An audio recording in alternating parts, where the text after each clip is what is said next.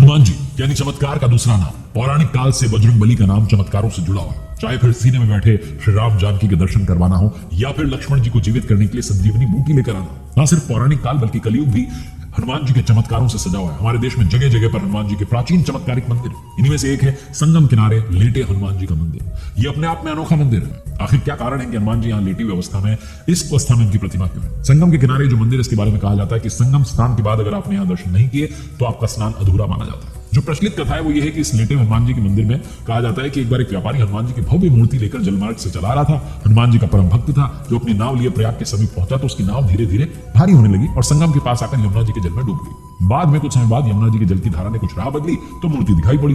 उस समय मुस्लिम शासक अकबर का शासन चल रहा था। उसने हिंदुओं का दिल जीतने और अंदर से शिक्षा के साथ की वास्तव में हनुमान जी प्रभावशाली, तो मेरी रक्षा करेंगे, ये सोच करके उनकी स्थापना किले के समीप करवा दी। लेकिन ये निराधार कथा लगती है क्योंकि पुराणों की रचना वेद व्यास जी ने की थी जिनका काल द्वापर युग में आता है। इसके विपरीत अकबर का शासन जो है 14वीं शताब्दी का था। अकबर के शासन के बहुत पहले ही पुराणों की रचना हो चुकी थी। सबसे प्रासंगिक कथा आपको सुनाता हूं जो जनश्रुतियों के आधार पर मिलती है कि भगवान श्री राम जब त्रेता युग में आए तब हनुमान जी अपने गुरु सूर्यदेव से अपनी शिक्षा दीक्षा पूरी करके विदा होते समय गुरु दक्षिणा की बात करते हैं तो भगवान सूर्य ने हनुमान जी से कहा कि जब समय आएगा तो दक्षिणा मांगो।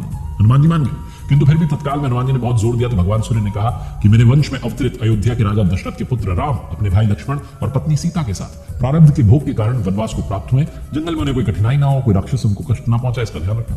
सूर्यदेव की बात सुनी, हनुमान जी अयोध्या की तरफ प्रस्थान करते हैं। भगवान सोचते कि दिन हनुमान ही सारे राक्षसों का संहार कर देंगे तो मेरे अवतार का उद्देश्य समाप्त हो जाएगा। इसलिए उन्होंने माया को प्रेरित किया कि हनुमान जी को घोर निद्रा में डाल दो। भगवान का आदेश प्राप्त करके माया उधर चली, उधर से हनुमान जी आ रहे थे। हनुमान जी जब चलते हुए गंगा जी के तट पर पहुंचे तब तक भगवान सूर्य अस्त हो चुके थे, रात्रि का समय। हनुमान जी ने माता गंगा को प्रणाम किया और सोचा कि रात में नदी नहीं डालता हूं, ये सोचकर कि गंगा के तट पर ही रात्रि बिताने का निर्णय किया। हनुमान जी के हृदय में अपने गुरु की आज्ञा पालन का संदेश उमड़ रहा था।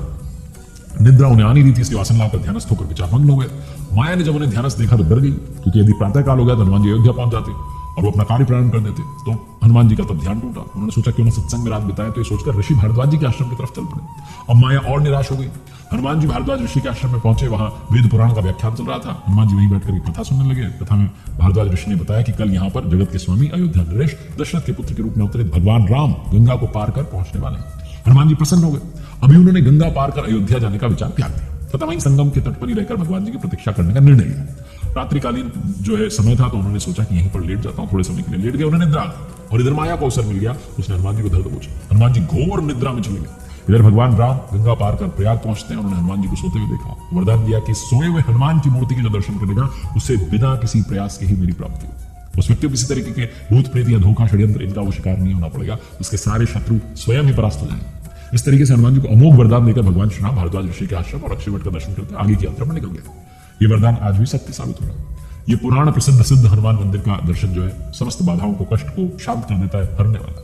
प्रातःकाल कहा जाता है कि जब गंगा देवी ने देखा कि प्राणी उनकी तरफ ही पांव फैलाकर सो रहा है तो उन्होंने अपने आप को अपमानित महसूस किया और हनुमान जी को डुबो दिया। सूर्यदेव ने जब प्रातःकाल देखा कि उनके शिष्य की दशा हुई है तो गंगा को शाप दिया कि तुम्हारा हृदय मैला है, जो ज्ञानवश तुमने सीधे साधे भोले प्राणी को दंड दे दिया। तुम्हारा सम्मान करते हनुमान जी ने रात में तुम्हारे ऊपर से होकर गुजरना लांघना नदी को अच्छा नहीं समझा और तुमने उसे शाप दे दिया। जाओ आज से तुम प्राणियों के मरे शरीर और गंदगी ढोने वाली हो जाओ। गंगा नदी के दूषित होने से संसार के समस्त देव संबंधी और शुभ कार्य बाधित होने लगे तो देवताओं ने भगवान सूर्यदेव से प्रार्थना की। तब भगवान सूर्यदेव ने कहा कि जा गंगे, तेरे जल के ऊपर मेरी किरणों के पड़ते ही तुम्हारे जल की पवित्रता बढ़ जाएगी। तुम्हारे जल से मेरा किया गया स्तवन पूजन कोटि गुना फल देने वाला। भगवान सूर्य के कहने पर गंगा जी ने कहा कि हनुमान चातुर्मास व्यतीत होते ही पुनः भगवान श्री राम की सेवा में उपस्थित हो जाएंगे। तब तक हनुमान जी किष्किंधा पर्वत पर सुग्रीव की सेवा में उनकी सेना में लगे थे। चतुर्मास बीतने पर भगवान श्री राम सीता जी खोज करते किष्किंधा पर्वत पर पहुंचते हैं तो वहां उनकी मुलाकात भगवान जी से होती है। ये पौराणिक कथा।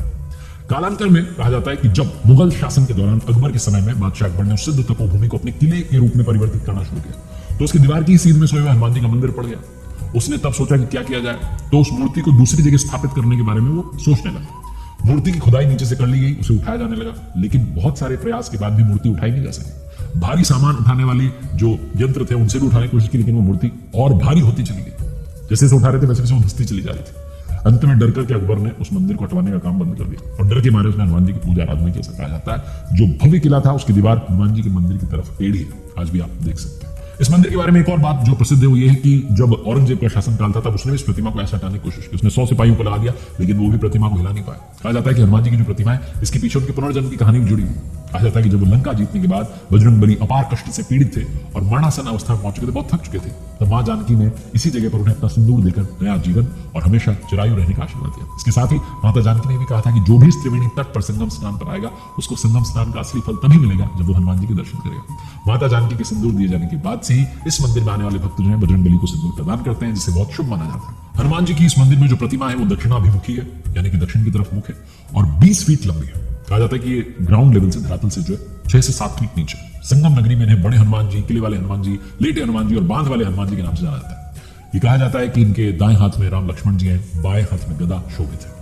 बजरंगबली यहाँ आने वाले सारे भक्तों की मनोकामनाएं पूर्ण करते हैं।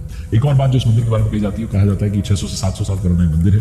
कन्नौज के राजा की जब कोई संतान नहीं थी तो गुरुजी ने उपाय बताया कि हनुमान जी की ऐसी प्रतिमा का निर्माण करवाओ जो राम लक्ष्मण को नाग पाश से छुड़ाने के लिए पाताल में गए थे। हनुमान जी के जो विग्रह विंध्याचल पर्वत से बनवाकर लाया जाना चाहिए, तो कन्नौज के राजा ने ऐसा किया था कि वो प्रतिमा जो थी उसको नाव में लेकर के आए विंध्याचल से हनुमान जी की प्रतिमा को, लेकिन अचानक से नाव टूट गई, प्रतिमा जलमग्न हो गई। राजा ने देखकर बहुत दुख हुआ, अपने राज्य में वापस आ गए। और इस घटना के कई सालों बाद जब गंगा जी का जल स्तर घटा तो वहां धूनी जमाने का प्रयास कर रहे राम भक्त बाबा बालगिरी महाराज की प्रतिमा मिली। फिर उसके बाद वहां पर राजा द्वारा मंदिर का निर्माण करवाया गया। तो ये कथा भी मंदिर के बारे में प्रसिद्ध है। जो कथाएं हैं वो मैंने आपको इस एपिसोड में बताने का प्रयास किया। लेटे हुए हनुमान जी की कृपा आप सभी भक्तों पर बनी रहे। जय जय श्री सीताराम, जय श्री बालाजी महाराज।